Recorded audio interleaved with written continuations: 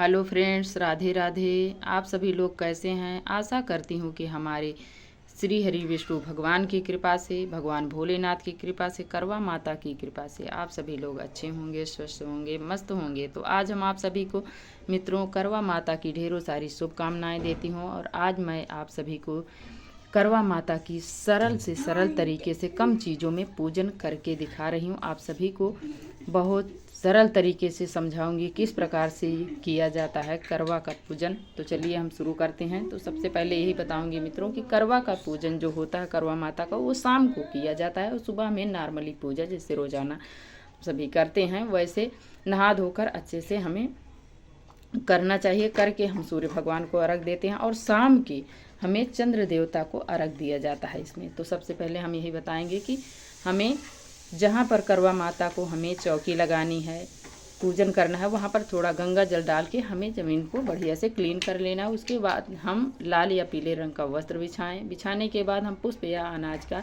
आसन देते हुए करवा माता को हम विराजमान करेंगे। फिर इसके बाद हम करवा रखें। करवा के नीचे हम 2 करवा लेंगे। दोनों करवा के नीचे हम गेहूं का आसन देंगे और उसके ऊपर हम दोनों करवा रखेंगे। करवे में हमें एक करवे में हमें जल भरना है और एक करवे में हमें ड्राई फ्रूट्स वगैरह या चिवड़ा, चांदिया, गट्टा या मीठा जो भी आपके यहाँ भरा जाता हो मित्रों, वो आप देख लीजिएगा, वही भरिएगा। जो माता पार्वती का होता है उसमें हम मीठा भरते हैं। जो मेरा होता है दाहिना वाला हमारा होता है, जो बायां होता है वो माता पार्वती का होता है। तो हम अपने वाले में दाहिने में जल भरेंगे जिससे हम चंद्रदेव को अर्घ देते हैं। तो ये हो गया हमारा और ये हो गया माता पार्वती का। तो इस प्रकार से हम भरते हैं। यदि आपको मित्रों सींक मिल जाए तो आप सींक लगा लेना। हमें नहीं मिली है तो हमने नहीं लगाया। आपको वीडियो बनाकर दिखा रही हूँ, सब कुछ अच्छे से समझाऊंगी। फिर इसके बाद हमें ऊपर जब भर दें ऊपर तक कंठ तक, फिर हमें करवे में कलावा ज़रूर बांध देना है मित्रों। फिर इसके बाद हमें करवा भर देने के बाद हम सबसे पहले लोटे में जल लेंगे और लोटे में एक पुष्प लेंगे। पुष्प की सहायता से हम 3 बार भाव रूप से हम स्नान कराएंगे, शुद्धिकरण कराने के बाद हम माता करवा को हमें चुनरी ओढ़ाना है। चुनरी ओढ़ाने के बाद यदि माला है तो आप माला समर्पित कीजिए, नहीं है तो कोई बात नहीं। फिर हम माता रानी को सभी करवे में, हम दीपक में, सब चीज़ में हम अच्छे से तिलक करेंगे सिंदूर से। करने के बाद हम भगवान भोलेनाथ को, गणेश जी को भी हम सिंदूर से तिलक करते हैं। तो देख सकते हैं हमने यहाँ पर किया है। और भगवान भोलेनाथ को हमने यहाँ पर सफ़ेद चंदन का तिलक लगाया है मित्रों। तो देख सकते हैं इसी प्रकार से हमें पूजन करना चाहिए। यदि आप चाहें तो अलग से भी गौरी गणेश रख सकते हैं, नहीं रखना है तो आप इसी में, हमारे फोटो में सभी पूरे परिवार हैं भगवान भोलेनाथ के, तो हमें इसी में पूजन कर लेना है। फिर इसके बाद हम क्या करेंगे कि दीपक प्रज्वलित करेंगे। कोई भी पूजा हो तो उसमें हमें दीपक सबसे पहले प्रज्वलित करना चाहिए, इसलिए कि दीपक साक्षी होता है। तो हम दीपक को भी हम पुष्प का आसन देकर हम दीपक प्रज्वलित करेंगे। फिर दीपक को भी हम 3 बार जल से ऐसे शुद्धिकरण करेंगे। करने के बाद हम दीपक को भी पुष्प समर्पित करेंगे, अच्छा समर्पित करेंगे। इसके बाद हम करवा माता को श्रृंगार की सामग्री, हमें कुछ हो सके आप 16 श्रृंगार समर्पित करें, नहीं है तो 7 चीज़ें, 5 चीज़ें हमें ज़रूर समर्पित करनी है। तो देख सकते हैं मित्रों हमने यहाँ पर माँ करवा को, पार्वती माता को हमने यहाँ पर समर्पित किया है। इस प्रकार से आप सभी को ज़रूर करना चाहिए, जो हो सके आपके पास वो ज़रूर समर्पित करें। इस प्रकार हम इस तरफ हम जो बायना निकालते अपने सासू माँ के लिए, ननद के लिए, जेठानी के लिए, वो हम निकाले हैं। इसको भी आपको निकालना है। तो देख सकते हैं इस प्रकार से निकाल कर रख देना है। फिर हम माता को, करवा माता को भोग प्रसाद समर्पित करेंगे। भोग में जो भी आपके पास मीठा हो वो आप मीठे का भोग लगाइए और फल का भी, जो भी आपके पास ऋतु फल हो वो आप फल का भोग लगाइए। आपके पास यदि हो सके तो इस चतुर्थी का पूजन होता है तो इसमें 4 प्रकार के फल हमें समर्पित करने चाहिए। यदि नहीं है तो जो भी हैं वो आप समर्पित करें।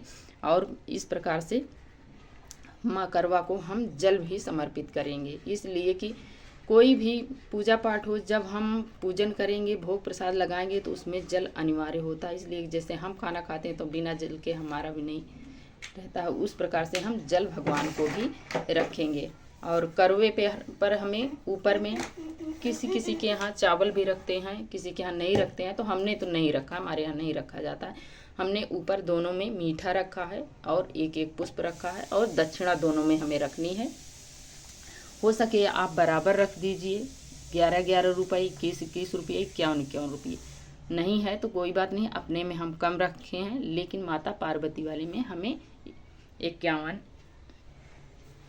101 जो भी आपके पास है वो आप रख दीजिए। ऐसे हमें नहीं रखना चाहिए करवा, हमें दक्षिणा जरूर रखनी चाहिए।